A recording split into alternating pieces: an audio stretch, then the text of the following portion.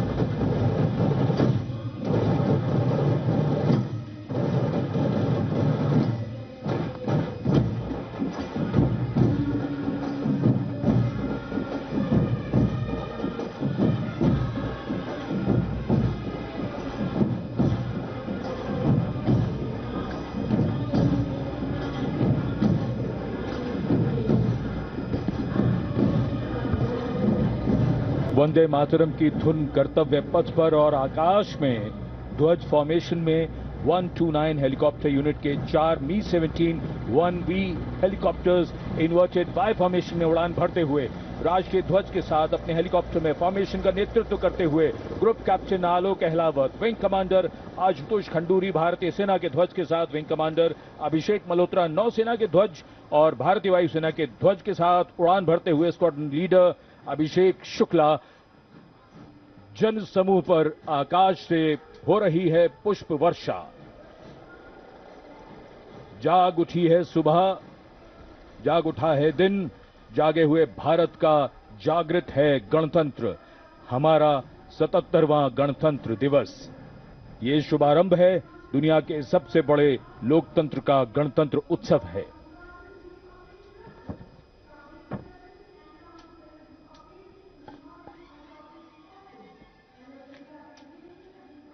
सलामी मंच की ओर अपने वाहन में बढ़ते हुए आज के समारोह की भव्य परेड की अगुवाई कर रहे हैं parade commander lieutenant general Bhavnish Kumar.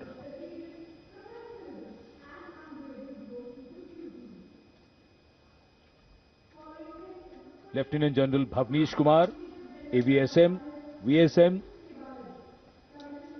General officer commanding Delhi area, दूसरी पीढ़ी के अधिकारी। लेफ्टिनेंट जनरल भवनीश कुमार ने 1989 में कमीशन प्राप्त किया। आज की परेड के commander lieutenant general Bhavnish Kumar.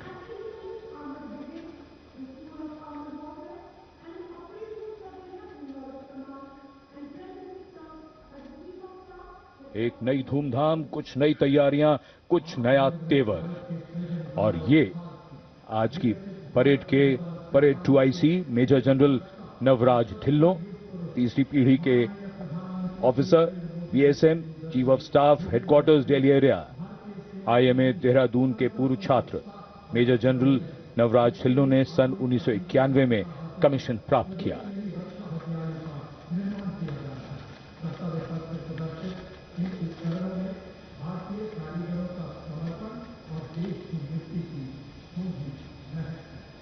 अनुशासन, जोश, पराक्रम, अद्भुत कौशल, उम्मीद की सोच से परे मानव और मशीन के कारनामे, देश की सैन्य शक्ति और सांस्कृतिक विरासत के दर्शन अब इस भव्य परेड में, और कर्तव्य पथ पर वीरता के शिखर साक्षात हमारे सामने। पराक्रम और बहादुरी की कोई हद नहीं होती। बात जब देश की आई तो हद क्या, ये तो बेहद से भी गुजर गए। परमवीर चक्र से सम्मानित सूबेदार major honorary captain Yogendra Singh Yadav, PVC सेवानिवृत्त, 18 ग्रेनेडियर्स। इनके साथ honorary captain Sanjay Kumar, PVC, 13 Jammu और Kashmir rifles.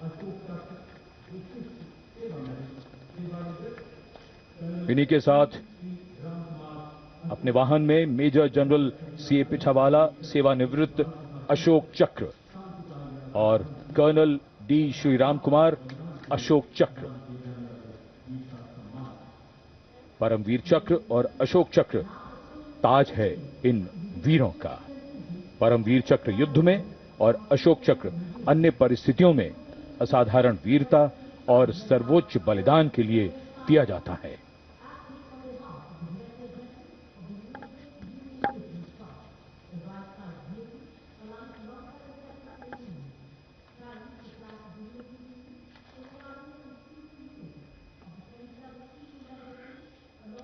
And now approaching the saluting base, the European Union contingent with 4 flag bearers. The EU military representation is led by Colonel Frederick Simon Spuitz.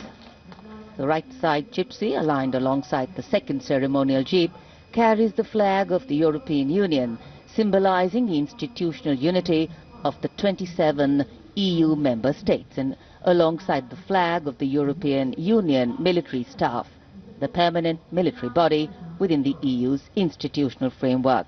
The left side gypsy, aligned alongside the first, carries the flags of the EU Naval Force Atlanta and the EU Naval Force Aspis.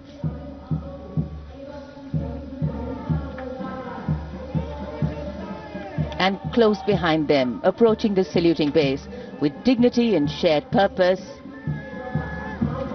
we have, leading the mounted contingent of the Republic Day Parade 2026, resplendent in active combat uniform, mounted on magnificent gleaming steeds, the 61st Cavalry Contingent, led by Captain Ahan Kumar, the only active horse cavalry.